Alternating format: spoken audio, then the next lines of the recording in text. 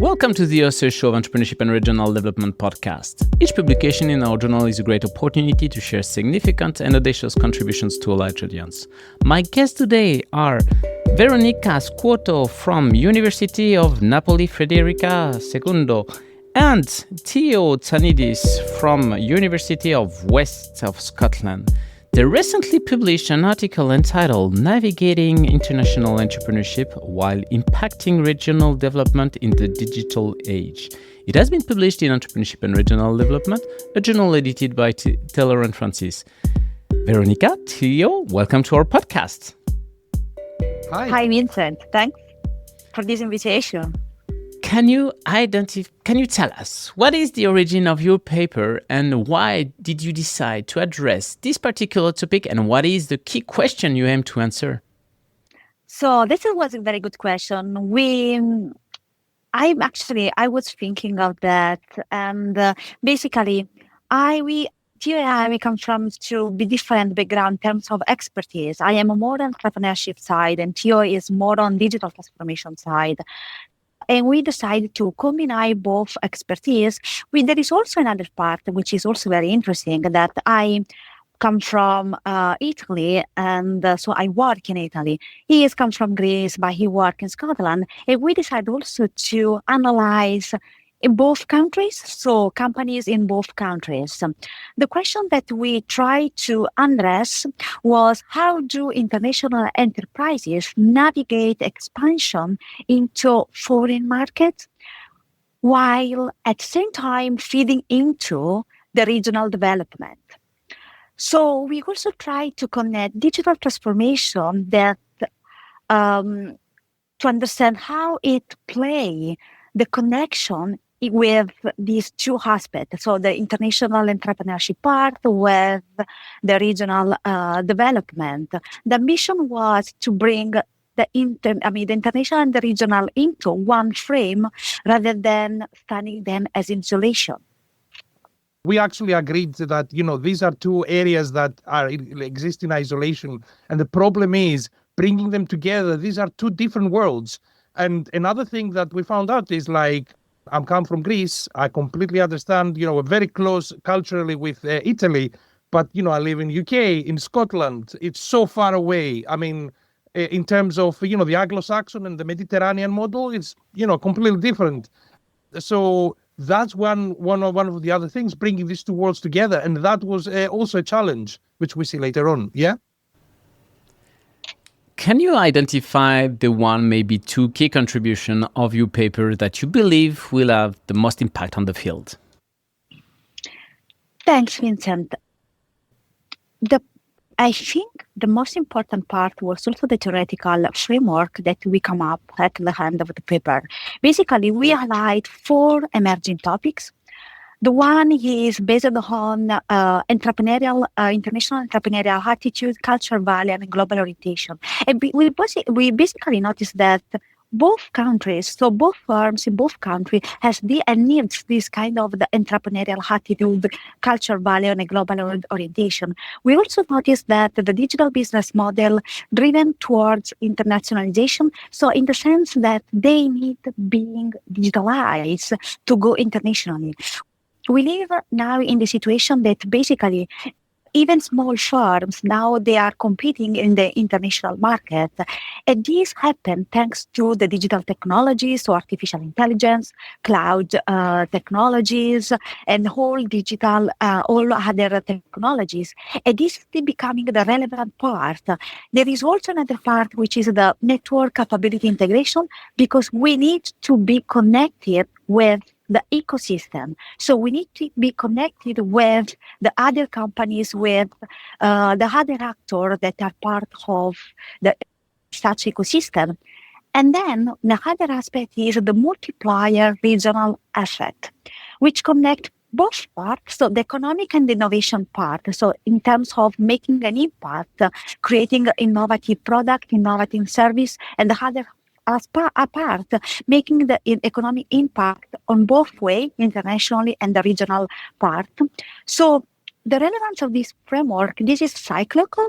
So basically, it's not a linear framework, but it's like a cycle that shows that there is a loop among all these aspects. So a feedback loop that is nothing, that is not just one way arrow.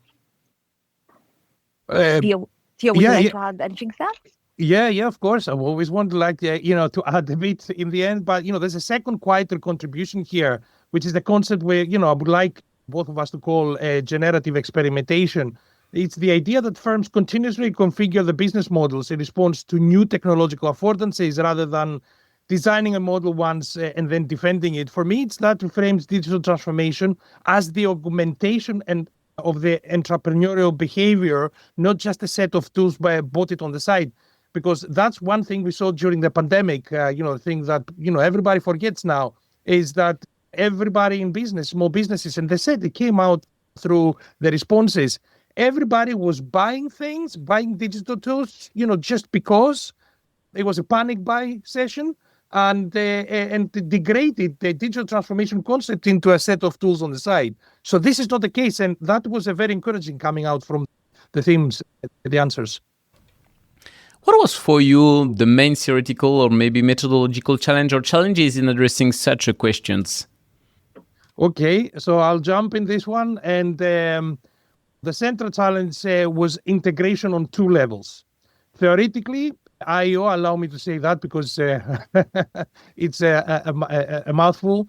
A network capability come from adjacent but distinctive conversations. Forcing them together is a kind of a Frankenstein framework where neither half does the real work. So we had to be disciplined about why network capabilities generally complements IEO in a digital context. And essentially, it's the capability that lets a firm overcome resource limits and orchestrate partners, which is exactly what digital internationalization demands.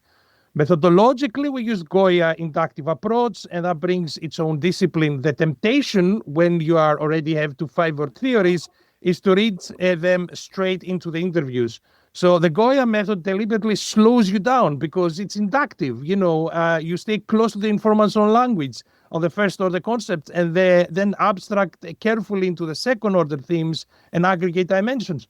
Holding that line was very challenging because, letting the structure emerge rather than imposing it is more beneficial, while also comparing the two national groups. Here was a major challenge, as you know, and not so much for Veronica, as it was in her natural environment, the Italian firms.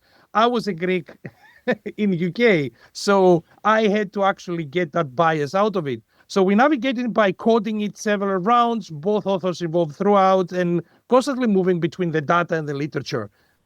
It was annoying, but it was very rewarding in the end because we got very good responses and very good themes coming out of it. Vincent, let me also include another aspect that, let's say that also we use an approach that is also called theory elaboration, which would frame all of these parts, because we started to develop a guide to address the question, also to develop the questions based on the different theoretical frameworks. And then we moved to the inductive part because we wanted to come up with a new theoretical framework, starting directly with the responses that we got from the participants. And that was another challenge because basically we started from a theoretical part that already exists, moving from an inductive part. Let's talk about the research process itself. Can you share something about the journey, perhaps a turning point during the data collection, a difficult decision you had to make about the research design, or even a moment of doubt? Any surprise or counterintuitive result, something that made you think your initial assumption? Well, there was many surprises. It was quite a journey. Because it's a qualitative inductive process. It's not so structured, systematic, and well-controlled quantitative study. So yeah, that was the adventurous part, and the genuine surprise was a subtle one, and it only appeared because we compared two countries. On the surface, everyone agreed. Think global, act local came up almost universally. But underneath, the emphasis differed. Our UK enterprise kept returning to trust, being reliable, responsive, consistent. The Italian enterprises framed the same terrain as relationship building. I mean, there's an emotional substance there in the Mediterranean that was, surfacing, bubbling on the surface. So the human bond was first there. So some destination, different doorway, same destination, different doorway. That made us think any assumption that digital internationalization simply flattens cultural difference. It doesn't. It just relocates where the difference shows up. The other moment that made us pause, or made me pause, I don't know about you, Veronica, was how stubbornly physical the digital story turned out to be. These digital confident firms, and yet almost everyone insisted that face-to-face contact at the right moment did something video calls couldn't, which was really, really, surprising, because we're talking about digital. These were digital active firms, as we said. So one described digital as the backbone, with in-person meetings unlocking the breakthrough conversations. And there was a readiness gap we hadn't expected. Only half the sample had actually implemented new technologies, despite all of them being internationally orientated. So the orientation was there, the execution was lagged. That tension is, I think, one of the most honest findings of these papers, and I believe of other papers that may be in that area. I think that Theo was a very comprehensive, and so in terms of he touched all different points, and I agree with him. That's also another challenge was also to engage with them, so engage with companies. So it seems sometimes it's so very easy to get in touch with the company. Everyone wants to talk about that, but it's not completely true. So in terms of engaging with them, you need to first of all, you get in touch with them via email, so the first contact. So I need to explain what is the value of this research and what kind of the benefit they are going to get from that. So likely we managed to get a good bunch of people, and that was very interesting because at least we planned a call, actually an interview around, let's say 45 minutes, 60 minutes, and then it lasts like more than that because they really well into talking about themselves, their life, their journey, and that was very nice. I just want to just a little bit in the end. Yes, I agree 100%. It was challenging. And from UK, I don't know the same in Italy, Veronica, you need to tell them, what is it in from me? I mean, are you going to get something out of this? Because it's, businesses and entrepreneurs have a transactional relationship. And I believe that's where, the problem comes, because how do we as business academics give some value to business in this research without creating a bias? And that is, and I believe it's a big question because that's going to bridge the two sides very well. Yeah. If you could go back to the beginning of this project, knowing what you know now, what would you do differently and what advice would you give to other scholars embarking on similar research? There's three things. I'd made it longitudinal. We took a snapshot, but these are processes that evolve over years. You really want to follow firms through stages of digital maturity rather than catch them all at once. However, that's a good start. Okay, I believe, somebody has to start, and inductive, it was the process to just start the conversation. I would widen the geography beyond Italy and the UK, particularly into emerging economies where there's institutional conditions are different. I suspect the model would bend in an interesting way if we're going to use that perspective.